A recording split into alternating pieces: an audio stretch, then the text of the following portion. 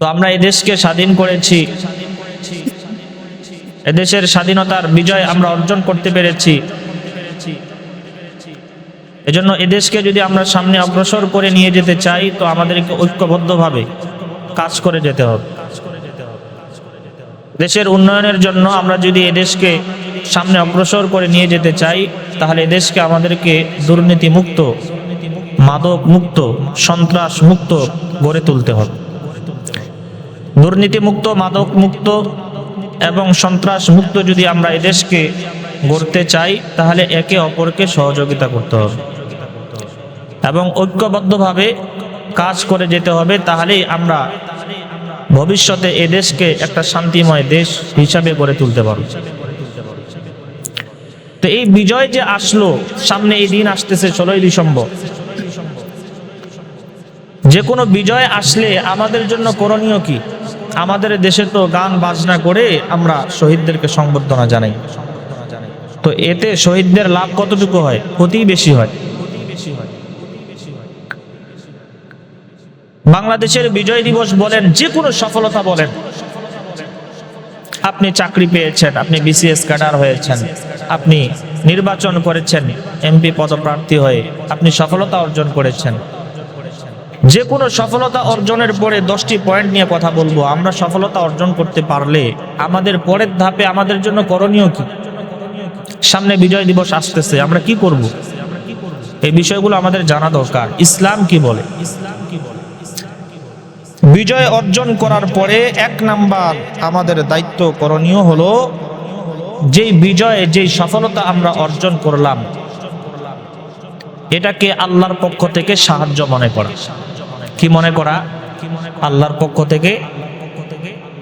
আপনি একটা চাকরি পেয়েছেন, আপনার মতো আরো তো অনেক যোগ্য ব্যক্তি ছিল কিনা? তো তারা তো পায়নি। বিসিএস তো অনেকেই দেয়, সবাই কি ক্যাডার হতে পারে না। তো আপনার মতো এমন অনেক যোগ্য ব্যক্তি আছে, তো আপনি সফল হয়েছেন। তো আপনি কি মনে করবেন যে আমি আমার যোগ্যতার কারণে, আমার মেধার কারণে আমি সফলতা অর্জন করতে পেরেছি? বিষয়টা কেমন? আপনার মতো যোগ্য ব্যক্তি তো অনেকেই আছে, তারা তো পারেনি। এজন্য যে কোনো সফলতা আসার পরে, যে কোনো বিজয় লাভ করার পরে, যে কোনো বিষয়ে সাকসেস হওয়ার পরে 1 নাম্বার আমাদের দায়িত্ব এবং করণীয় হলো যে এটাকে আল্লাহর পক্ষ থেকে সাহায্য মনে করা, যে আল্লাহ পাক আমাকে সাহায্য করেছেন, আল্লাহ আমাকে তৌফিক দিয়েছেন বিধায় আমি এই বিজয় অর্জন করতে পেরেছি। এজন্য আল্লাহ বলেন, ইয়ানসুরকুমুল্লাহু ফালা গালিবা লাকুম। আল্লাহ যদি তোমাদেরকে সাহায্য করতে চায়, পৃথিবীর সব মানুষ যদি তোমাকে লাঞ্ছিত করতে চায়, তোমাকে ব্যর্থ করতে চায়, আর আল্লাহ যদি তোমার পক্ষে হয়ে যায় তো পৃথিবীর কোনো মানুষ তোমাকে লাঞ্ছিত করতে পারবে। আর আল্লাহ যদি কাউকে লাঞ্ছিত করতে চায়, পৃথিবীর সমস্ত মানুষ যদি তার পক্ষে দাঁড়িয়ে যায়, তাকে সফল করতে চায়, তো সে কোনোদিন সফলতা অর্জন করতে পারবে। এজন্য যে কোনো সফলতার পরে 1 নাম্বার দায়িত্ব, আমরা এটাকে আল্লাহর পক্ষ থেকে সাহায্য মনে করব। এটা আমার কোনো কৃতিত্ব নয়, আমার কোনো ক্রেডিট এখানে নাই, আল্লাহ পাক আমাকে দিয়েছেন বিধায় আমি এই সফলতা অর্জন করতে পেরেছি। 2 নাম্বার দায়িত্ব হলো আমাদের যে কোনো সফলতা অর্জন করার পরে আল্লাহর প্রশংসা, বিশেষভাবে আল্লাহর প্রশংসা করা এবং আল্লাহর কাছে ইস্তেগফার করা, ক্ষমা প্রার্থনা করা। এটা আমার বক্তব্য নয়, এটা আল্লাহ পাক কুরআনুল কারীমে আমাদেরকে শিখিয়ে দিয়েছেন। কি বলেন আল্লাহ পাক রব্বুল আলামিন? আল্লাহ বলেন, ইদা জাআ নাসরুল্লাহি ওয়াল ফাতহ। আল্লাহ পাক রব্বুল আলামিন বলেন, যখন তোমাদের কাছে আল্লাহর পক্ষ থেকে সাহায্য আসে, যখন তোমরা কোনো বিজয় অর্জন করো, আল্লাহ পাক 1 আয়াত পরে উল্লেখ করেছেন, ফাসাব্বিহ বিহামদি রাব্বিকা ওয়াস্তাগফির। বিজয় আসার পরে, আল্লাহর সাহায্য আসার পরে তোমরা আল্লাহর বেশি বেশি তাসবিহ পাঠ করো। ফাসাব্বিহ, আল্লাহ বলে তোমরা আল্লাহর পবিত্রতা বর্ণনা করো।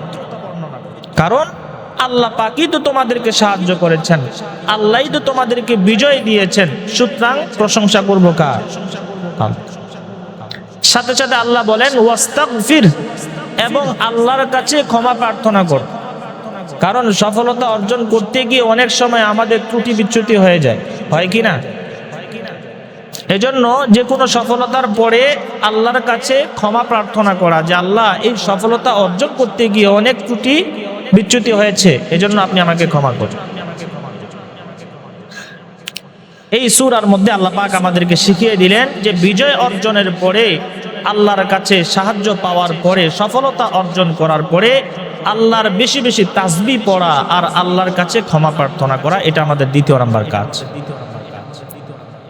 আল্লাহর কাছে ক্ষমা প্রার্থনা করলে কি লাভ? আল্লাহ পাক রব্বুল আলামিন বলেন ফাকুলতুস্তাগফিরু রাব্বাকুম, হে দুনিয়ার মানুষ তোমরা আল্লাহর কাছে ক্ষমা প্রার্থনা করো, করলে কি লাভ? আল্লাহ বলেন ইন্নাহু কানা গাফফারা, আল্লাহ তো খুব ক্ষমাশীল, মানুষকে ক্ষমা করতে পছন্দ করে। মানুষ আল্লাহর কাছে চাইতে দেরি, আল্লাহ পাক মানুষকে ক্ষমা করতে দেরি করেন। পৃথিবীর মানুষের নেচার, মানুষের কালচার হলো মানুষের কাছে চাইলে মানুষ নারাজ হয়ে যায়, যায় কি না? একজন মানুষের কাছে আজকে আপনি একটা জিনিস চাইলেন, কালকে যদি আবার চাইতে যান তো সে আপনার উপরে রাগ করবে কিনা? কিন্তু আল্লাহর গুণ হলো আল্লাহর কাছে কেউ যদি না চায় তাহলে আল্লাহ তার উপরে রাগান্বিত হয়ে যায়। আর আল্লাহর কাছে যখন মানুষ চায় আল্লাহ পাক তার উপরে অত্যন্ত খুশি হয়ে যান, যে বান্দা আমার কাছে নত হয়ে আমার কাছে কিছু চাইতেছে। এজন্য আল্লাহ বলেন ইউরসিলিস সামাআ আলাইকুম মিদরারা, বৃষ্টি হয় না, খরা, বৃষ্টির প্রয়োজন, আল্লাহর কাছে ইস্তেগফার করো, আল্লাহ আসমান থেকে বৃষ্টির ব্যবস্থা করে দিবে।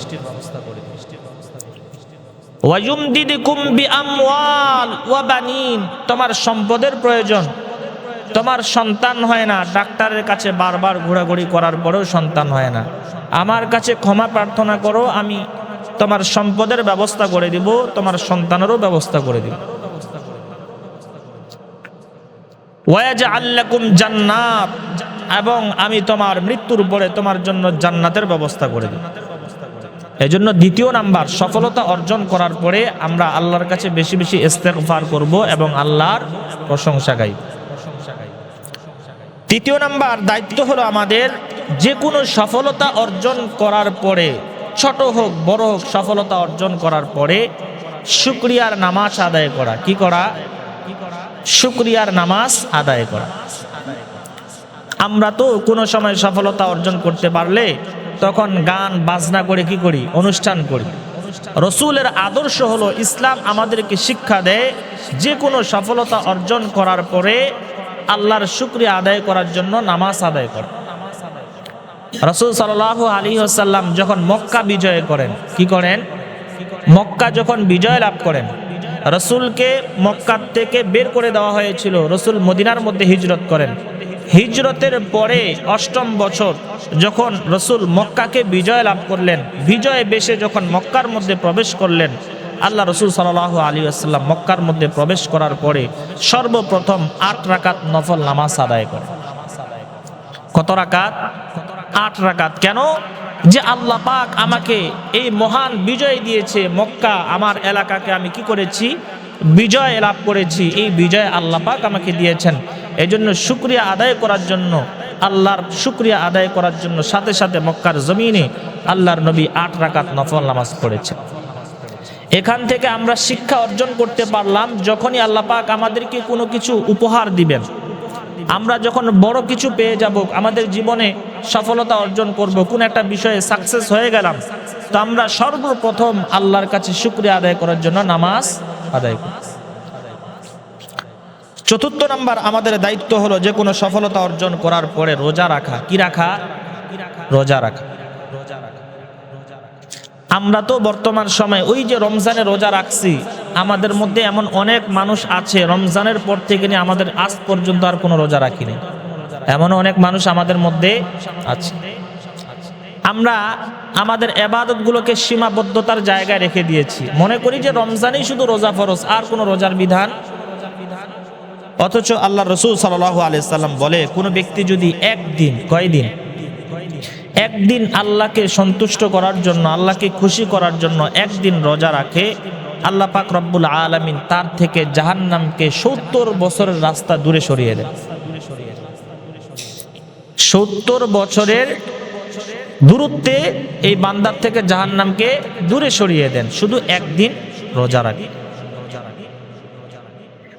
আল্লাহ রসুল আরো সুসংবাদ দিয়েছেন, কোনো ব্যক্তি যদি প্রতি মাসে 3 দিন, কতদিন?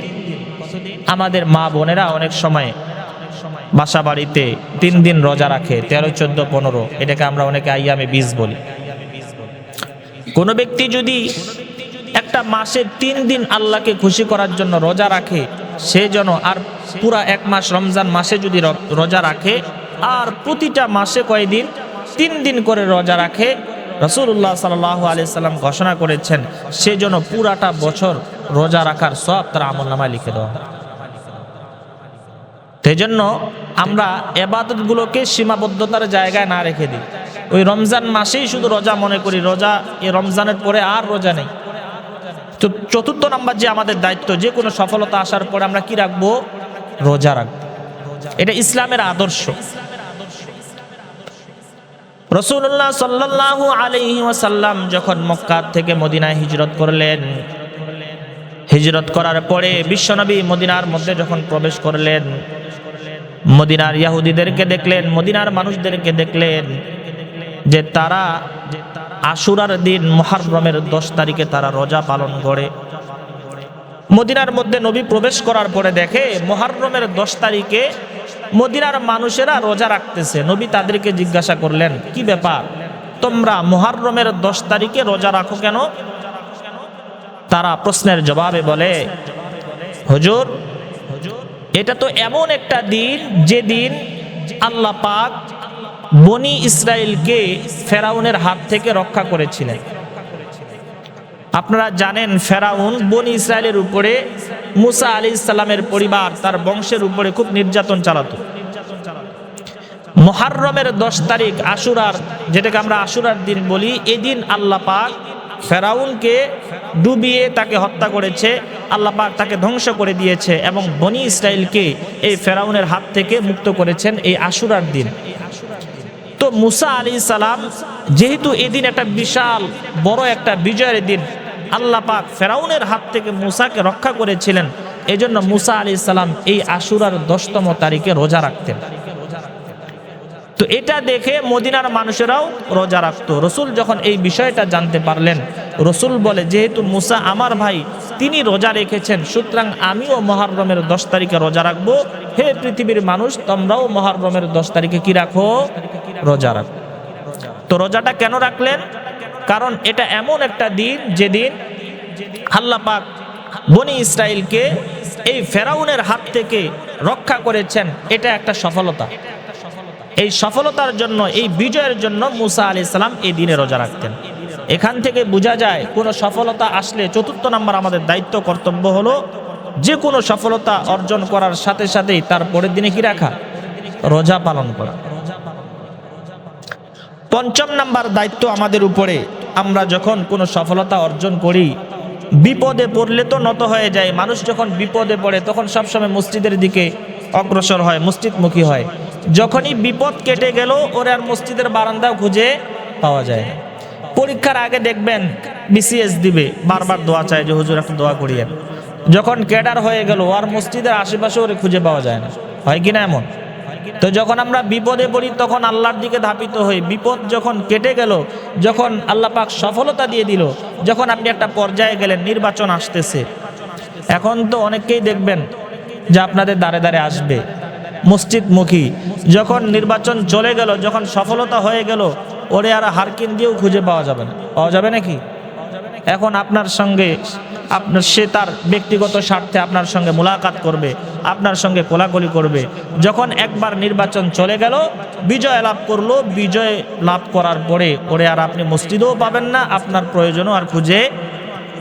এজন্য 5 নাম্বার দায়িত্ব আমাদের, বিজয় অর্জন করার পরে আল্লাহর কাছে নত স্বীকার করা, নম্রতা অর্জন করা। কারণ আল্লাহ বলেন, মান তাওয়াজা, আমার নবী বলেন, যে ব্যক্তি নম্রতা অর্জন করবে, মানুষের সামনে নম্র আচরণ করবে, রফাআহুল্লাহ, আল্লাহ তাআলা তাকে আরো উঁচু করে দিবেন। সুতরাং আপনি সফলতা অর্জন করার পরে অহংকার চলে আসলো, আল্লাহ যেমন আপনাকে ক্ষমতার মসনদে বসাতে পারে, আল্লাহ আপনাকে ক্ষমতার মসনদ থেকে নামাইতে সেকেন্ডও সময় লাগবে। এজন্য সফলতা অর্জন করার পরে বিনয়ী, নিজেকে নত স্বীকার করা, মানুষের সামনে বিনয়ী ভাব প্রকাশ করা যে আল্লাহ পাক আমাকে দিয়েছেন, আল্লাহ পাক চাইলে এই মসনদ থেকে আমাকে নামিয়েও দিতে পারে। 6 নম্বর দায়িত্ব হলো আমাদের বিজয় এবং সফলতা অর্জন করার পরে আল্লাহর বিধানগুলোকে ফলো করা, তাকওয়া অর্জন করা, আল্লাহকে ভয় করা, আল্লাহর বিধানগুলোকে ফলো করা। আজকে সমাজের মধ্যে আমাদের বিভিন্ন সময় আমরা বিভিন্ন বিপদের সম্মুখীন হই। আজকে যেভাবে উৎপাদন হওয়ার কথা ছিল সেভাবে উৎপাদন হয় না। একটা সময় যেভাবে খাদ্য দ্রব্য যেমনভাবে আমরা পাইতাম, এখন ফসল অনেক কমে গেছে অনেক জায়গায়। এগুলো সব আমাদের হাতের কামাই। আল্লাহ পাক কোরআনুল কারীমে স্পষ্টভাবে বলেন, ওয়ালাউ আন্না আহলাল কুরা আমানু ওয়াত্তাকাউ। হে দুনিয়ার মানুষ, ভালো করে শুনে নাও, কোন এলাকার মানুষ যদি আমি আল্লাহর উপরে ঈমান আনতো, যেভাবে ঈমান আনা দরকার এভাবে যদি ঈমান আনতো, আর যেভাবে আমাকে ভয় করা দরকার, যেভাবে তাকওয়া অর্জন করা দরকার এভাবে যদি মানুষেরা তাকওয়া অর্জন করত, আমি আল্লাহর বিধানগুলোকে যদি সুন্দরভাবে ফলো করতে পারত, লাফাতাহনা আলাইহিম বারাকাতিম মিনাস সামাই ওয়াল আরদ। আসমান এবং জমিনের যত বরকত দেওয়া দরকার, রহমত আর বরকতের দ্বারকে আমি উন্মোচন করে দিতাম।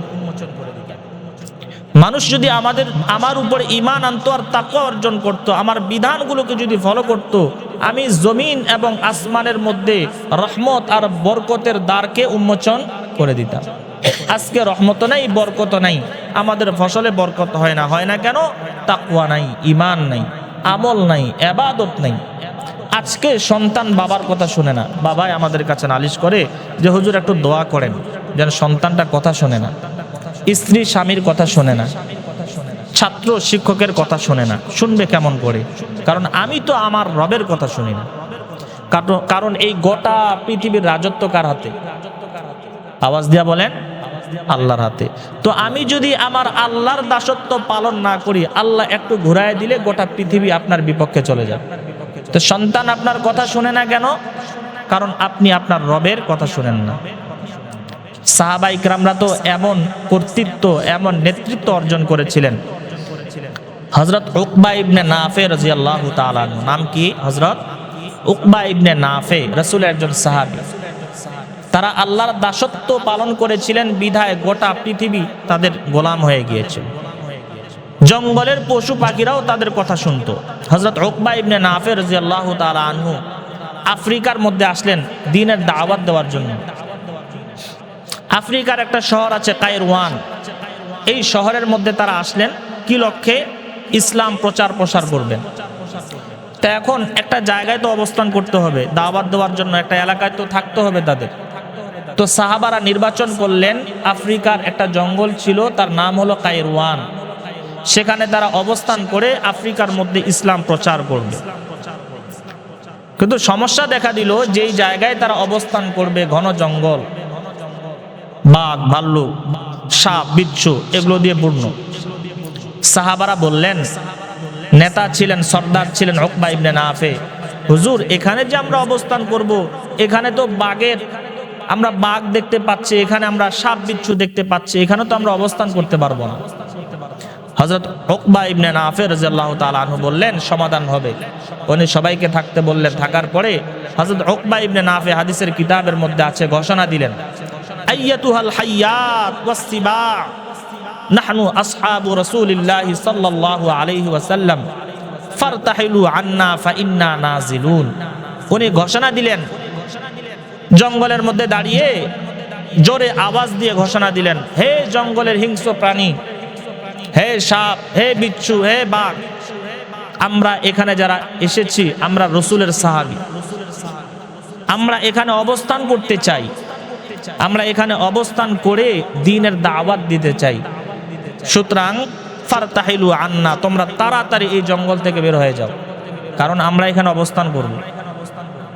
হাদিসের কিতাবের মধ্যে আছে, এই ঘোষণা দেওয়ার সাথে সাথে জঙ্গলের সাপগুলো তাদের বাচ্চাকে নিয়ে, বাঘ তার বাচ্চাকে মুখে নিয়ে নিয়ে সেখান জঙ্গল থেকে বের হওয়া শুরু করে দিল। অল্প কিছু সময়ের মধ্যে পুরা জঙ্গল সাফ হয়ে গেল, যত হিংস্র প্রাণী ছিল সবগুলো বের হয়ে গেল। কারণ ওই সাহাবী ঘোষণা দিয়েছিলেন, তাড়াতাড়ি এখান থেকে বের হয়ে যাও, কারণ এরপরে যদি তোমাদেরকে আমরা এখানে দেখতে পাই কতাল না হো, আমরা কিন্তু হত্যা করব।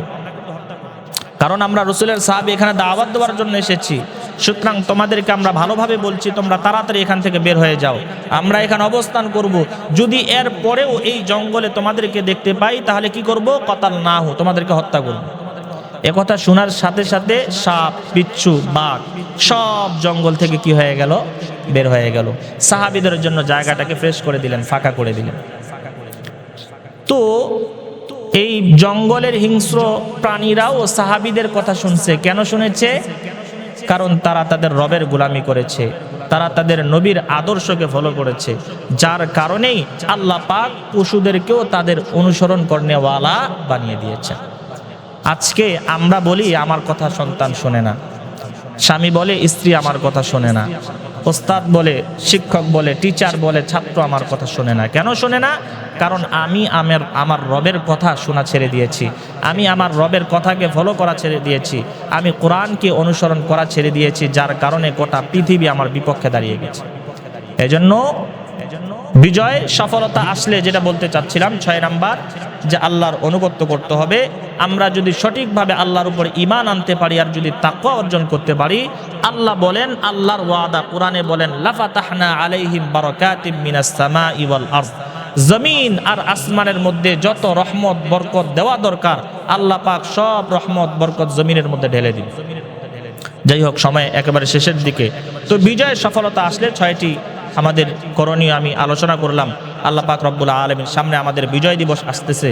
এই বিজয় দিবসে আমরা গান বাজনা ইত্যাদি না করে আমাদের পক্ষ থেকে যতটুকু ইবাদত করা যায়, নামাজ, কোরআনে কারীমের তেলাওয়াত, আমাদের যারা শহীদ হয়েছেন এই শহীদদের জন্য গান করলে কি তারা বিন্দুমাত্র কোনো সওয়াব পাবে নাকি? তো আমাদের করণীয় কি? আমরা কোরআনুল কারীমের তেলাওয়াত করে তাদের উপর বকশিয়ে দেব, আমরা নামাজ পড়ে তাদের জন্য দোয়া করব। এই যে বাংলাদেশে গান বাজনা ইত্যাদির জন্য যে পরিমাণ টাকা খরচ করা হয়, এই টাকাটা যদি ওইখানে খরচ না করে তাদের জন্য দান সৎকা করা হতো, গরিব অসহায়দেরকে যদি তাদের নামে সৎকা করে দান করা হতো, সওয়াব পেত কিনা? এজন্য আমাদের প্রথাগুলোকে চেঞ্জ করতে হবে, ব্যক্তি থেকে শুরু করতে হবে। ডাইরেক্ট আমরা তো রাষ্ট্রীয়ভাবে এই কাজগুলোকে সংশোধন করতে পারবো না। আমাদের ব্যক্তি সত্তা থেকে এই সংশোধনগুলো যদি আমরা শুরু করে দেই তাহলে একটা সময় দেখা যাবে আমাদের দেশটা চেঞ্জ হয়ে যাবে। আল্লাহ পাক রব্বুল আলামিন আমাদের শহীদদের জন্য যে করণীয়গুলো নিয়ে আলোচনা করলাম, আল্লাহ পাক আমাদের সকলকে আমল করার তৌফিক দান করুক। ওয়া আখিরু দাওয়ানা আলহামদুলিল্লাহি রাব্বিল আলামিন। যারা আমরা ক্বাবলাল জুমা সুন্নত পড়িনি, 4 রাকাত সুন্নত পড়ে